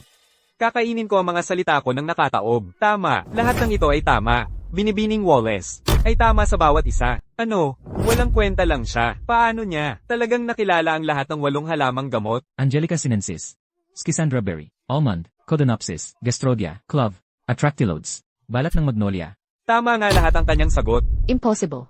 Talagang imposible. Nagdaya siguro siya. Nagdaya siguro siya. Tama lahat iyan. Paano nangyari yun? Tatay, nanay, nandaya siguro si Tanya. Ni hindi nga niya makilala ang mga pangunahing halamang gamot. Noong bata pa siya. Paano niya makikilala ang lahat ng halamang gamot? Sa reseta ng banal na manggagamot at ng manlalakbay? Chloe. Nakatingin ang lahat. Kung sa tingin mo ay nandaya ako, ipakita mo ang ebidensya. At saka, sino ba ang nagsabing? Hindi ako marunong sa mga halamang gamot noong bata ako. Siguro, mas magaling lang talaga ako sa'yo. Hen area. HMM. Tanya, tumigil ka. Bakit ka nagkakaganyan? Nakilala ko lang ng tama ang ilang halamang gamot, at tinalo kita sa isang round. Ganyan na ganyan ka, parang gusto mo akong kainin ng buhay. Wala ka na bang pakialam sa perpektong imahe mo? Tama na, Tanya. Paano mo sila nakilala? Nandaya ka ba? Tatay, uulitin ko, kung sa tingin ninyo ay nandaya ako, ipakita ninyo ang ebidensya. Anong hindi pandaraya doon? Ako mismo ang sumulat ng race 8 na ito. Parang sumasagot ng nakapikit ang mata. Wala silang makitang ebidensya laban sa akin. Kung gayon, ikaw. Durugin muna ang 8 halamang gamot para maging pulbos. Saka idagdag ang almendres at klabo kapag umabot na sa 80 grado ang temperatura. Idagdag ang Atractylodes, Gastrodia, at Angelica sinensis. Pagkatapos ng 10 minuto, idagdag ang balat ng magnolia at Codonopsis. Sa huli, idagdag ang Schisandra berry. Durugin ito para maging tableta habang mainit pa. Tatay, tama ba ako? Imposible yan. Paano niya nalaman ang eksaktong proseso? Gaano pa katagal bago tayo makarating sa Starlight Hotel? Pwede bang bilisan mo? Tingnan mo kung gaano kabalisa si Julian. Binibini, mga 10 minuto pa. Narinig mo ba iyon? 10 minuto na lang. Hindi naman aalis si Dr. Wallace. Ano ba ang alam mo? Nag-aalala ako baka siya'y pag-initan nila. Ang sinabi ni Tanya Wallace ay ang proseso ng paggawa ng tableta. Mukhang, tama nga ang kanyang sinabi. Ngunit ang mga halamang gamot na ito ay nangangailangan pa ng kaunting pino. Pagkatapos durugin ang 8 halamang gamot para maging pulbos. Unahing ilagay ang almendres at klabo.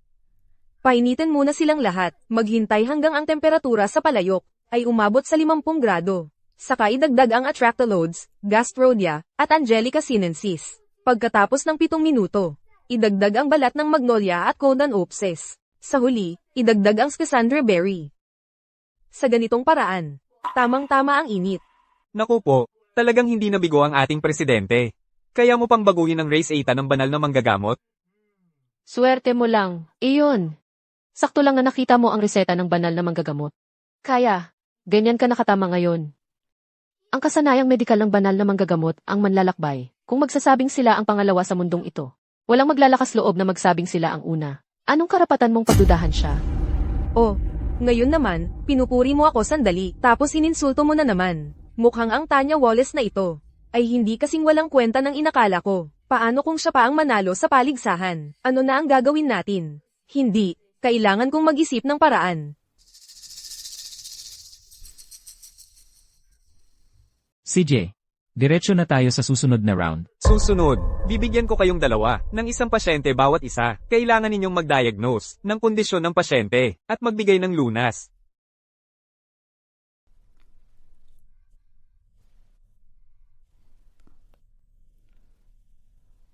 Tanya, Swinerte ka noong nakaraan. Pero mula ngayon, natatakot ako na ang swerte mo ay malapit nang maubos. Magsisimula na ang round. Ano ang pakiramdam mo ngayon? Ang pakiramdam ko ay mahina. Doktor, ako ba ay mamamatay na? Magtiwala ka sa akin. Nandito ako. Magiging maayos ka. Lason ito. Tanya, anong ginagawa mong nakatayo lang dyan? Hindi mo ba nakikita na si Chloe ay ginagamot na ang kanyang pasyente? Ikaw nakatayo lang dito at walang ginagawa. Huwag mong sabihin sa akin. Imposible. Oo, Tanya. Kung hindi mo alam ang ginagawa mo, huwag mong pilitin. Kung hindi, kung lalo mong pinalala ang pasyente. Malaking problema ang aabutin mo. Magtiwala ka sa akin.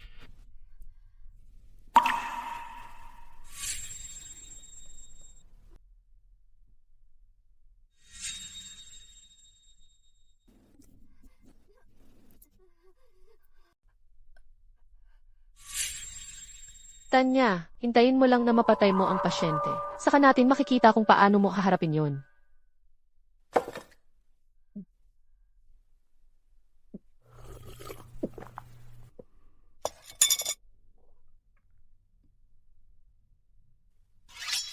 Tanya, anong ginagawa mo? Kung hindi mo siya kayang gamutin, umalis ka na lang. Bakit mo sinasaktan ng pasyente? Oo, Tanya, walang kahihiyan kung hindi mo kayang gamutin ang isang tao. Kung kumalat ang balita, baka isipin ng mga tao na pinapatay mo siya. Talagang binigo mo ako. Nagamot ko siya. Hahaha, talagang di ako nagkamali sa paborito kong anak na babae. Sa ganito kaikling panahon, nagawa mong pagalingin ang pasyente. Sabihin mo sa akin, ang pasyenteng ito, ano ang kanyang sakit? Ang pasyente ay may panlabas na hangin-lamig na pathogen na naging sanhi ng sakit ng ulo at katawan. Ang kanyang pulso ay lumulutang at namamaga. Gumamit ako ng akupunktura na tumutok sa Hegu Point, ang Feng Chi Point, at ang Taiyang Point, bukod sa iba pa, upang maibsan ang sakit at mapuksa ang hangin-lamig. Pagkatapos, pinainom ko ng mainit na tubig ang pasyente, upang pawisan at mailabas ang panloob na lamig, sa pamamagitan ng pagpapawis, at mapilitang lumabas sa kanyang katawan.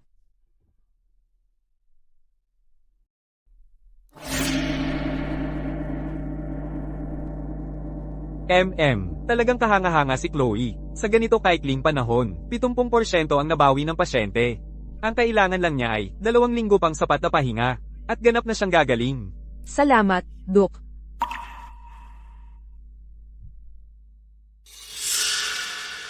Swertihan ka lang sa iyon. Pero ngayon, tingnan natin kung paano mo ako matatalo. Ang payo ko, umalis ka na ngayon. Lumayas ka sa pamilya Wallace. Sino ang mananalo at sino ang matatalo? Hindi pa tapos to. Ano nang nangyayari dito? Ang dugong ito, bakit naging itim? Kanina lang, habang sinusuri ang pasyente, nadiskubre kong ang pasyente ay may kanser sa suso. Pero hindi yun ang totoong problema. Ang pinakamahirap na bahagi, ang pasyenteng ito, ay nalason. Ano? Paano nagkaroon ng lason? Sino ang naglason? Imposible yan. Eksakto. Pero sa kabutihang palad, hindi pa kumakalat ang lason. Agad akong gumamit ng karayom na pilak para pilitin palabasin ang lason. Seryoso, isang karayom lang ang nagpalabas ng lason. Nang ganon kabilis, hindi ka ba nakikinig? Sabi niya hindi pa kumakalat, kaya bago pa ang paligsahan, nalasan na sila. Sino ang magiging walang puso para lasunin ang isang pasyente? Posible kaya na ang pamilya Wallace ay ayaw manalo si Tanya. Kaya sinadya nilang gawin ito. Hindi naman. Kasuklam-suklam naman yan. Sino ang maglalakas loob na magpagamot sa mga Wallace ngayon? Lahat kumalma kayo. Ito ay isang panig lang ng kwento ni Tanya. Makinig tayo sa hurado.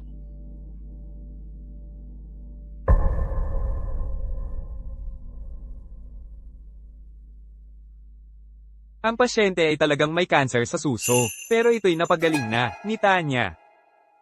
Pero batay sa pagbasa ng pulso kanina, walang nakitang lason. Nababaliw ka ba? Pinalabas na ni Dr. Wallace ang lason. Ano pa ang sinusuri mo? Paano mo gusto naming suriin? Dapat suriin ninyo ang dugong pinalabas, para sa lason. May tao ba dyan? Magpatakbo ng pagsusuri sa sample ng dugong ito. Lanan. Mahal, kailangan ba talaga yan? Sa tingin ko, si Tanya, natatakot siyang matalo kay Chloe, kaya nagsinungaling siya. Ako, nagsisinungaling. Sige, hintayin natin ang resulta. Tapos malalaman natin kung sino ang tunay na sinungaling. Tanya, Mahal, kahit na natalo ka kay Chloe, hindi naman ibig sabihin nun ay talunan ka. Hindi mo kailangang maging matigas ang ulo, di ba? Sa palagay ko, si Tanya, alam niyang matatalo siya, kaya sinusubukan niyang isama sa pagbagsak ang pamilya Wallace. Pinag-iinitan niya sila. Ang ganitong uri ng manugang ay hindi welcome sa pamilya Carter. Perpekto. Kaya ikinakansela ko na ang kasal na ito, ngayon na. Kalokohan. Pinuno ng pamilya. Nandito na ang resulta ng pagsusuri. Ipahayag ang resulta. Ang sample ng dugo ay naglalaman ng lason.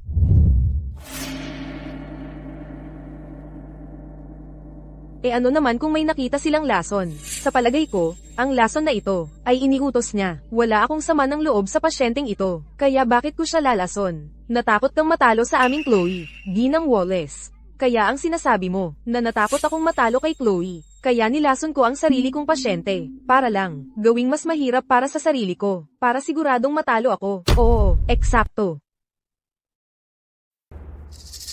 Bakit lahat nakatingin sa akin?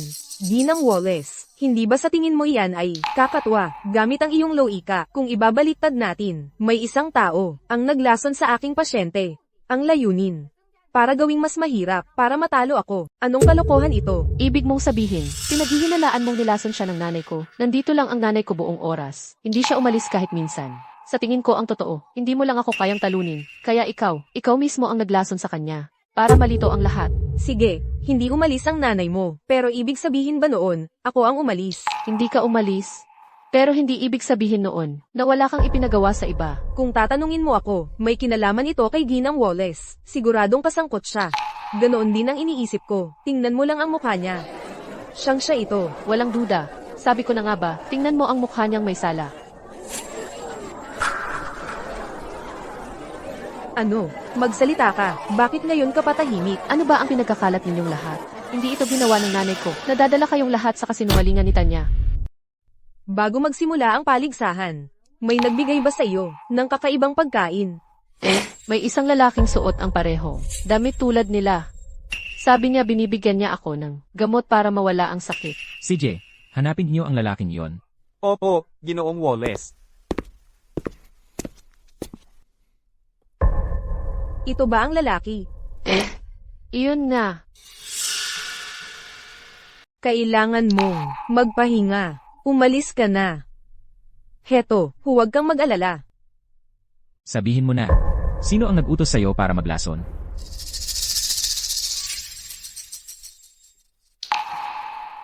Ayaw mong magsalita, tatawagin ko ang pulis. At ipaparesto ka. Pinuno ng pamilya. Wala akong magawa. Sige nang po. Siya ang nag-utos sa akin. Ano ito? Mahal. Nawalan ako ng ulirat. Ginawa ko ito para sa mga bata, para sa ikabubuti ng pamilya. Natakot ako na masasaktan si Chloe. At natakot ako. Nasisirain ni Tanya ang klinika. Sinusumpa ko, hindi ko na uulitin. CJ, tumigil ka sa pag-iyak. Nais mo lang ang mabuti para sa pamilya. Pero, huwag mo nang ulitin ito. Tapos na ang usapan. Maaari ka nang umalis. Opo, pinuno ng pamilya. Kaya, ganun na lang. Hindi mo man lang ako tinanong. Ang taong sangkot sa bagay na ito. At basta mo na lang ito itinatago. Si Ginang Wallace ay may mabuting hangarin din para sa klinika. Kung mapupunta sa iyo ang klinika at sisirain mo ang reputasyon nito, gusto mo bang lahat ay ituturo ka at tatawaging bigo? Kaya, ang tagapagmana ng Wallace Medical Clinic ay si Chloe Wallace.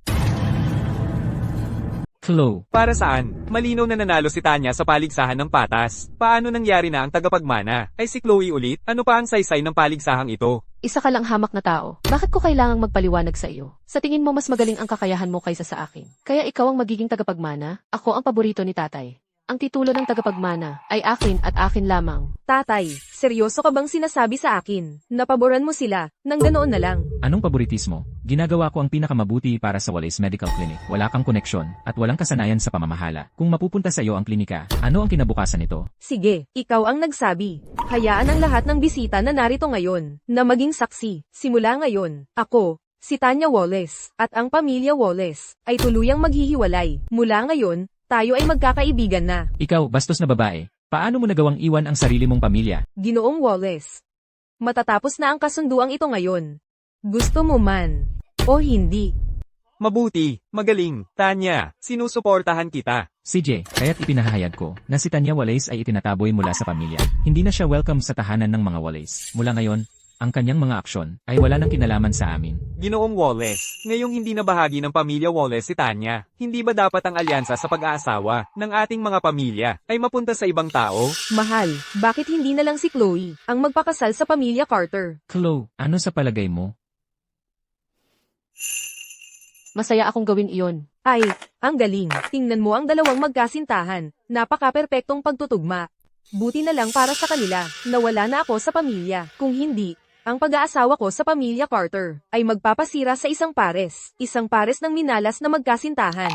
Tanya, ang bagay na ito ay pribadong usapin ng mga pamilyang Carter at Wallace. Isa kang dayuhan na itinaboy. Bakit hindi ka nalang magpakialam sa sarili mong buhay? Ha ha ha. Anong nakakatawa? Tumatawa ako sa taong nagpalampas ng kayamanan. At hindi man lang ito napagtanto. Pero sa totoo lang, hindi ninyo. Karapat-dapat yon.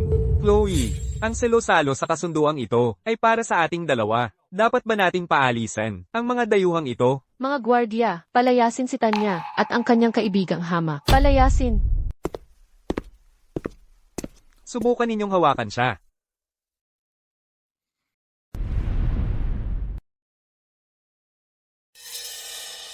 Ang tagapagmana ng Crest Group, Julian Crest, ay nagpapakasal kay Binibini Tanya Wallace. Tanya, pakakasalan mo ba ako? Ang tagapagmana ng Crest Group ay talagang nagpapakasal kay Tanya na itinakwil. Anong nangyayari? Dr. Wallace, sumagot ka na lang ng oo kay Julian. Alam ko. Sinusubukan mo lang akong iligtas sa gulo. Salamat sa kabutihan mo. Pero, hindi ko pa rin matatanggap. Bakit hindi? Wala na bang pag-asa talaga para sa atin? Anong nangyayari? Ang panganay na anak na babae ng pamilya Wallace ay talagang tumanggi sa pagpapakasal ng tagapagmana ng Crest. Siya ang pinakamayamang tao sa lungsod ng Jade Point. Eksakto. Tanya, kailan mo nakilala ang tagapagmana ng Crest? HMPH. Kaya sabihin mo na tagapagmana ka ng Crest. At maniniwala kami sa'yo? Sa ganung logic, pwedeng sabihin kong hari ako ng mundo.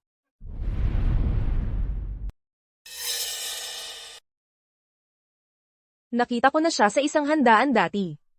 Mukha nga siyang young master ng Crest.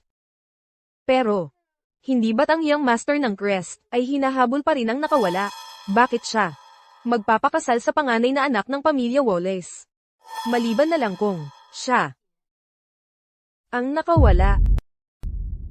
Tanya, siya pala ang nakawala ni Julian? Impossible. Siya. Ni hindi nga siya nakapagtapos ng kolehiyo. Paano niya nakilala si binatang Ginoong Crest? Oh, pakiusap. Alam ko talaga kung ano ang nangyari. Dapat ay inakit mo si Julian. Nakapasok sa buhay niya sa pamamagitan ng pagtulog. Anong lakas ng loob mo? Anong lakas ng loob mo? Nasampalin ako sa harap ng lahat ng tao. Kita mo. Tama ako. Lahat, tingnan ninyo ito. Ang babaeng ito. Para umangat, ipinagbili niya ang kanyang katawan. At ngayong, nahayag na. Nagwawala siya parang bata. Tanya, hindi ko inakalang babagsak ka ng ganito. Sinisira mo ang reputasyon ng pamilya Wallace. Harap-harapan sa akin. Manggahas kang manayre sa babaeng mahal ko? Gusto mo bang mamatay? Gusto mo bang mamatay? Kaya ito pala ang mga nambuli sa'yo. Paano natin sila dapat tratuhin? Kaya ko ang sarili kong mga problema. Salamat. Nakilala mo na. Si binatang Ginoong Crest. Ngayon, nagpapakamataas ka na? Sino ang nakakaalam kung ano siya? Kung gaano siya kalandi sa pribado? Ganda. Ako ang pangalawang anak na babae ng pamilya Wallace. Ano nang lakas ng loob mong hampasin ako? Ikaw pala ang pangalawang anak na babae ng pamilya Wallace, ha? Akala ko, ikaw ay isang baliw na babae na nakatakas mula sa isang mental hospital. Ikaw. Kung ganon kagaling ka, sige, hampasin mo ako. Araw-araw kang nanlalait ng tao. Ano nang tawag sa'yo, ha? Tingnan ninyong lahat, ang babaeng ito, noong gabi bago ang engagement ng kanyang sariling kapatid na babae, ay nakipagtalik sa kanyang magiging bayaw. Ano naman? Pero sa ngayon, ako ang nakikipag-engage kay Chase. Tama, pero hindi ako nakikipag-engage. Kay Tanya Wallace ngayon. Ang puso ko ngayon ay pag-aari. Lamang ni Chloe. Kayong dalawa ay hindi ka panipaniwalang walang hiya. Tanya. Sabihin mo sa akin. Paano mo gusto kong asikasuhin sila? Nagawa talagang makapasok si Tanya sa pamilya Crest. At lubos na nahumaling sa kanya si Julian. Pinoprotektahan siya ng ganoon. Kung magagamit natin ang babaeng yon para makipag-ugnayan sa pamilya Crest, perpekto yon. Binatang Ginoong Crest. Na nagustuhan niyo si Tanya, isang malaking karangalan para sa kanya. Kaya sabihin mo sa akin, kailan kaya ang magandang panahon para ang aming pamilya Wallace at ang pamilya Crest ay mag-ayos ng kasal? Handa kami anumang oras. Ginoong Wallace. Napakaginhawa nga ng alaala ninyo, Ginoong Wallace. Hindi ba't kakaputol lang natin ng ugnayan? Kaya sino nga ba talaga ang balak ninyong ipakasal sa kanila? Si Chloe. Sandali. Pero magkasintahan sina Chloe at Chase. Hindi siya papayag dyan. Kung gayon. Kaya ang pamilya Wallace ay wala namang ibang anak na babae, di ba? Huwag mong sabihin na balak mong ikaw mismo ang ipakasal sa kanila, Ginoong Wallace. Mas makapal ang dugo kaysa tubig. Paano mapuputol ng ganoon lang ang ugnayan ng pamilya? Kaya gusto mo talagang pakasalan ko ang pamilyang iyon. Alam ko na. Kayong mga tao, wala talagang hiya. Makinig ka sa akin. Ngayon, ikakasal ka, gusto mo man o hindi. Sige. Kung gayon, gusto kong makita. Kung paano mo ako pipilitin na magpakasal. Mga gwardya. Gapusin si Tanya. Sino ang may lakas ng loob?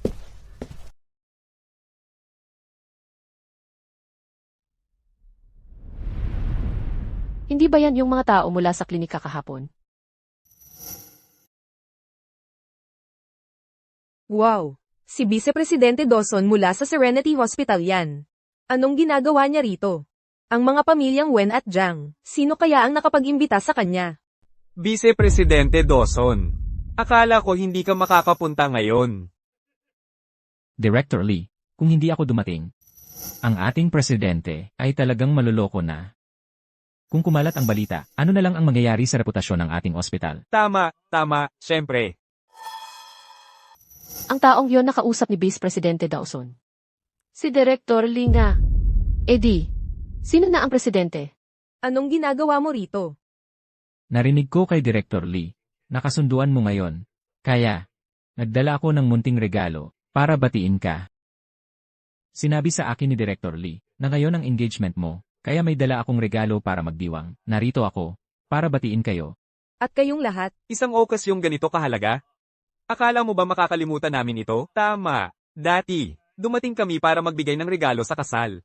Hindi ko inakalang may mga taong ganito kabulag. Na maglalakas loob pang. Apihin ng aming Dr. Wallace. Leslie, teka, yung lalaki. hindi ba yan? Si Presidente Zane mula sa National Institute of Agriculture. Kilala niya talaga. Si Tanya Wallace. At sa tabi niya. Hindi ba yan ang global mining magnate na si Luna Thorne, tagapangulo Thorne? At yung isa, ang chairman ng Global Properties, si Wyatt Gordon.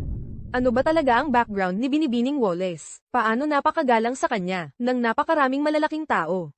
Tanya Wallace. Wala ka kundi ang pamilya Wallace, na minamahal na munting anak. Paano mo nakilala? Ang napakaraming importanteng tao. Anong lakas ng loob mong hindi igalang si Dr. Wallace ng ganyan?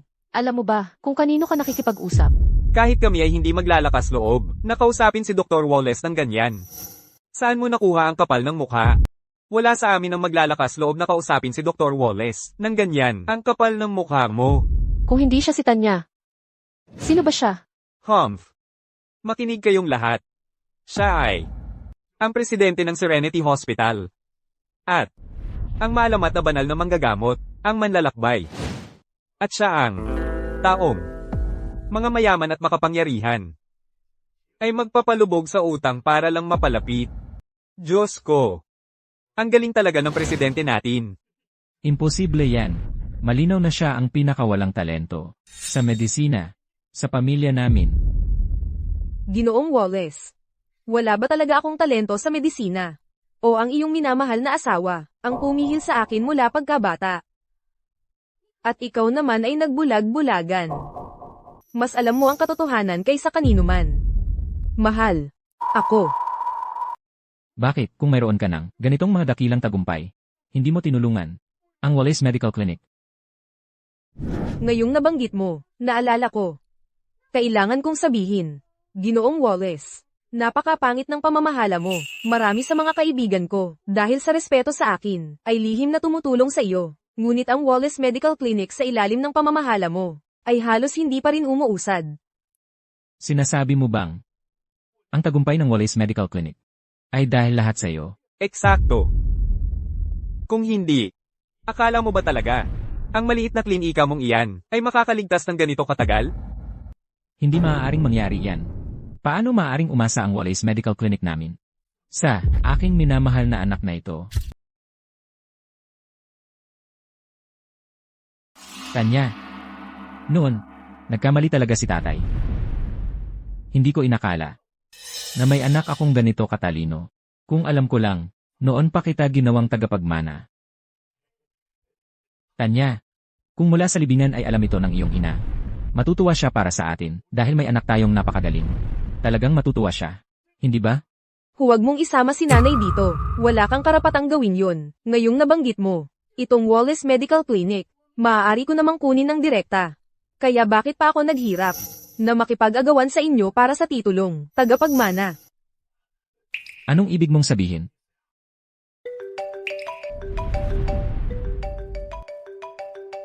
Ginoong Wallace, payo ko sa'yo, nasagutin mo ang tawag na yan.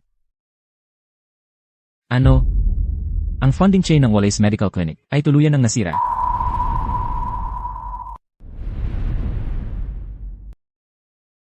Ikaw ang gumawa nito. Baka mga kaibigan ko, narinig nilang nakipaghiwalay na ako sa pamilya Wallace. Kaya ngayon, ayaw na nilang punan ng butas sa pananalapi ng pamilya. Ngayon, gusto kong makita kung gaano kitatagal itong Wallace Medical Clinic na mabubuhay sa mga kamay mo.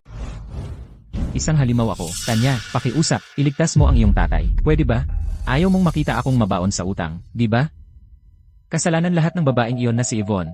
Nasa ilalim talaga ako ng kanyang panggagaway. Tatay, paano mo nasabi yan tungkol kay nanay? Tumahimik ka nga. Ginoong Wallace, syempre naman, hindi lang ako uupo at manonood habang nahihirapan ka. Pagkatapos ng lahat, ito ang negosyo ng pamilya na ibinuwis ng buhay ng aking ina. Ngayon, bibigyan kita ng dalawang pagpipilian. Una, magbitiw ka sa pwesto. Hayaan mong ako ang mamahala sa Wallace Medical Clinic. Ang iyong mga gastusin sa pamumuhay ay aakuin ko ng buo. Ang pangalawang pagpipilian ay mananatili ang Wallace Medical Clinic sa iyong mga kamay at bahagya na lang mabubuhay. Gusto kong makita kung gaano pa kitatagal itong klinika sa ilalim ng iyong pamamahala. Ginoong Wallace, ikaw ang bahala sa pagpili. Mayroon bang kahit kaunti pangatlong opsyon? Naalala mo lang ako. Pwede kitang bigyan ng pangatlong opsyon. Iyon ay ang may isang taong ang bibili ng Wallace Medical Clinic. Kung ganoon, ang iyong pamumuhay ay hindi na magiging maginhawa. Ikaw ang bahala. Ang unang opsyon ang pipiliin ko. Tatay, huwag mong lagdaan yan. Umusog ka sa harap ko.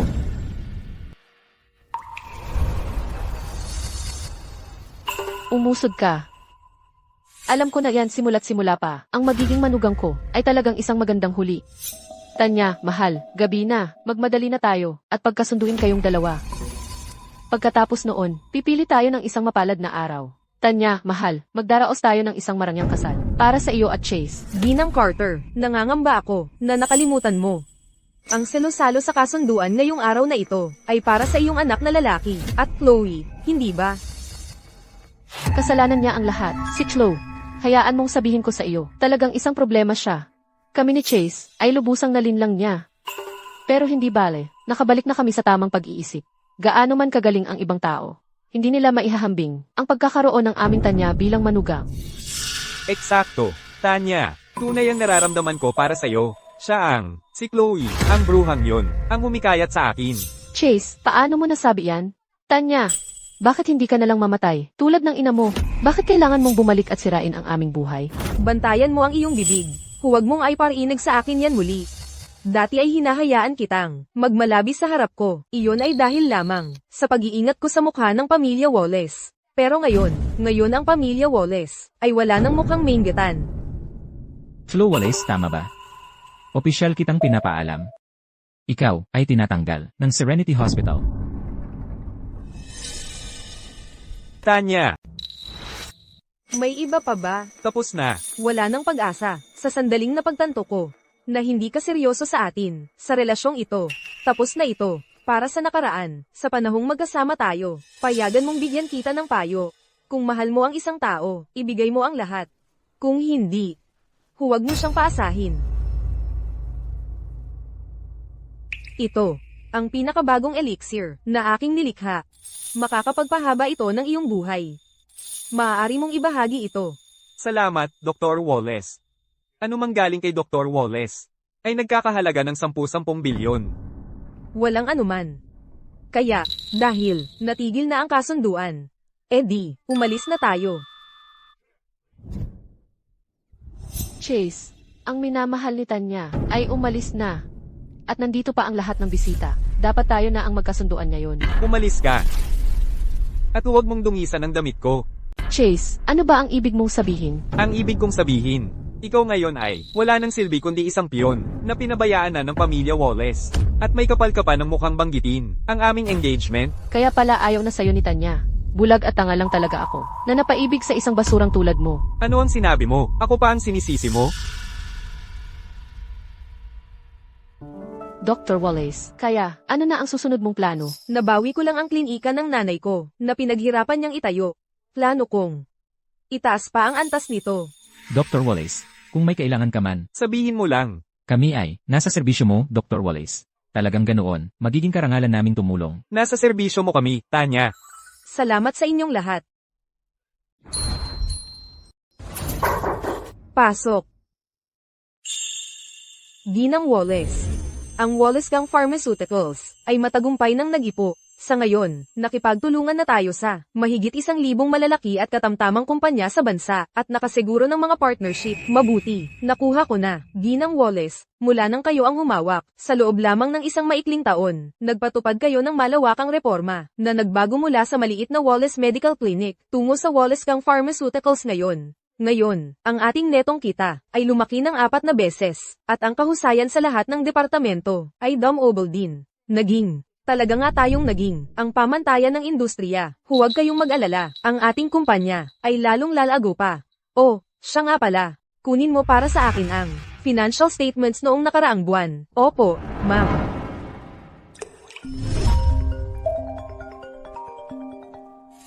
Hello. Anak, simula na ng buwan, hindi ba dapat ipapadala mo na ang panggastos ni tatay? Sige, alam ko. Ipapadala ng aking sekretarya na si Lee sa ilang sandali lang. Makinig ka, anak. Mula noong si Chlo, noong nakaraang taon, sa harap ng libingan ng iyong ina, ay nagpagyuko ng malalim ng 10,000 beses. Nagkaroon siya ng malubhang pinsala sa utak. Bumalik ito kamakailan. At si Ginang Wallace, ay na-diagnose na may terminal cancer. Maaari mo bang tumulong para sa kanila? Tatay, hindi nagbago ang sagot ko. Sila ang may kasalanan nito. Kaya sabihin mo sa kanila, na harapin nila iyon.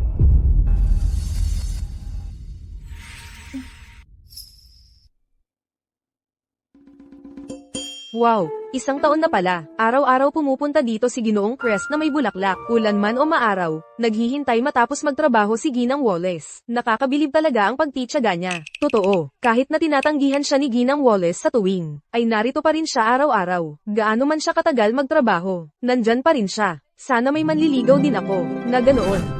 Magandang hapon, Ginang Wallace. Hello.